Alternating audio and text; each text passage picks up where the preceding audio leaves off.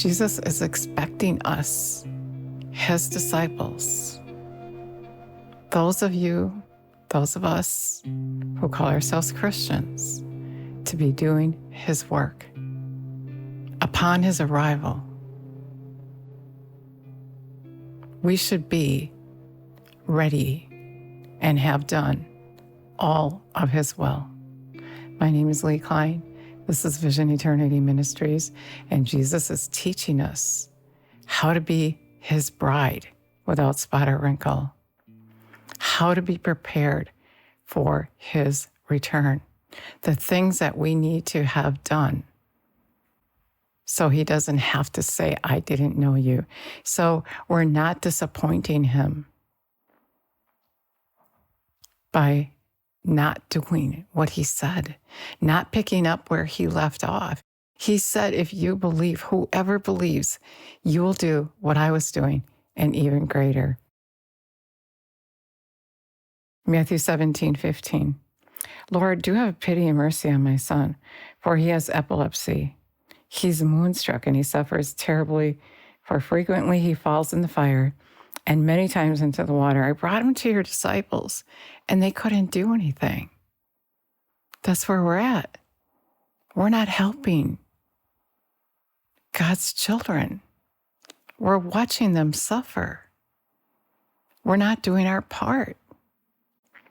Jesus answered, oh, you unbelieving, wayward, rebellious, and thoroughly perverse generation, how long am I to remain with you? How long am I to bear with you? Bring him to me. And Jesus rebuked the demon. He rebuked the demon, and it came out of him, and the boy was cured instantly. Then the disciples came to Jesus and said privately, why couldn't we drive it out? He said, because of the littleness of your faith. This is the Amplified Classic Bible. It says that is your lack of firmly relying and trusting. For truly I tell you, if you had faith living like a grain of mustard seed, you can say to the mountain, move from here to yonder, and it'll move, and nothing will be impossible for you. But this kind does not go out except by prayer and fasting. That is your lack of firmly relying and trusting on him. And then he said to me, he said, if we were doing Romans 12:2, don't be conformed to this age, this world, fashioned after and adapted to its external, superficial customs, but be transformed, be changed by the entire renewal of your mind, by its new ideals and new attitudes, so that you may prove for yourself what is the good and acceptable, perfect will of God, even the thing which is good and acceptable and perfect in his sight for you. We have to be totally reliant on him, his way, adapted to what he thinks, not be conformed to the world, not live like they live,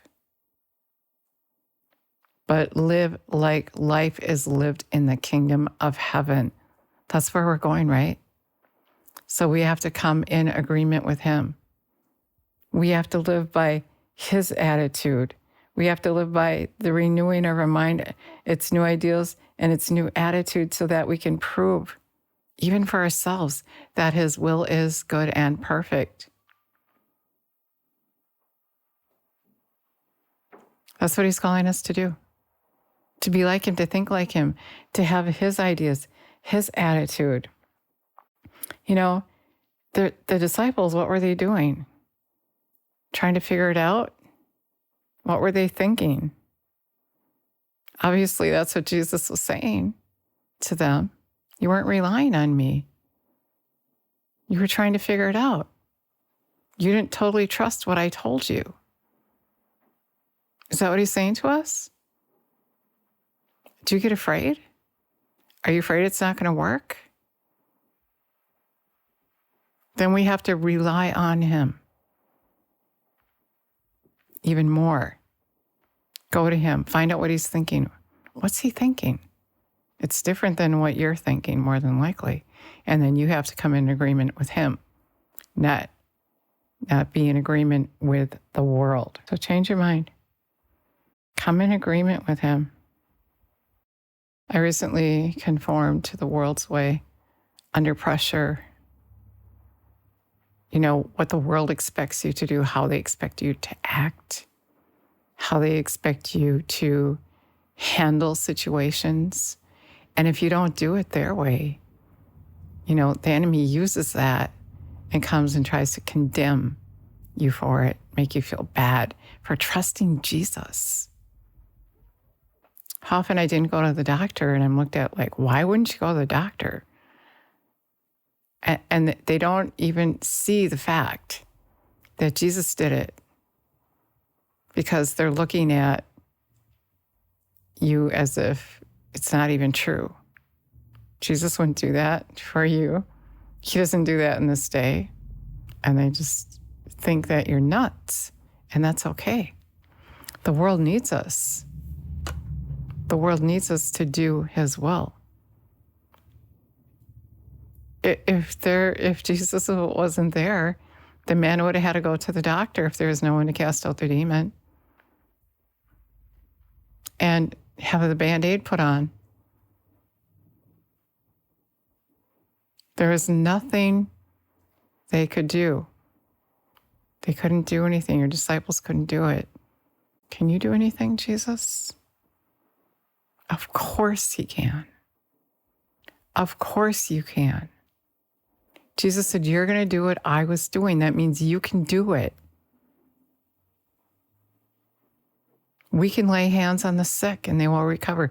We can cast out the demons. They have to obey us. And they do. Be determined. Find out for yourself. Experience it. Don't shy away from it. It's not weird. It's what we're supposed to be doing.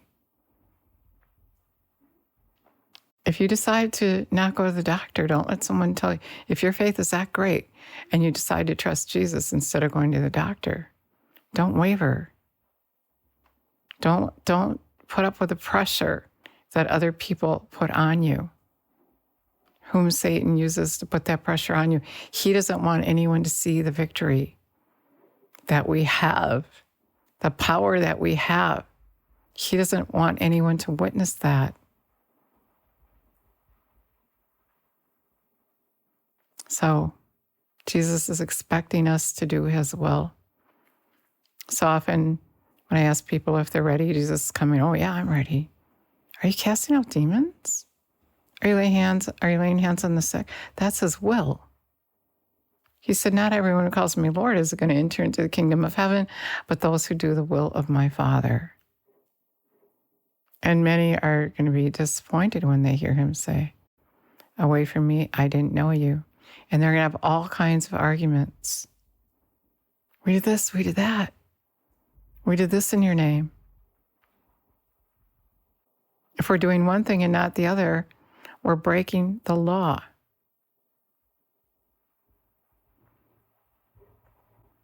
Jesus is capable of using you. It's not about you. He's capable of using you. He will do what he said he would do. Now, will you do what you said you would do? When you asked him in your heart and you surrendered to him? Will you surrender to his will? To what he requires you to do as his disciple? Will you put yourself aside, your life aside, and do his will and not yours? Will you fast and pray? This kind of demon, this kind comes out, this breed comes out by fasting and prayer. Put everything else aside. Go to Jesus. Put your flesh aside and be that vessel he's calling you to be. Thanks so much for listening today. God bless you.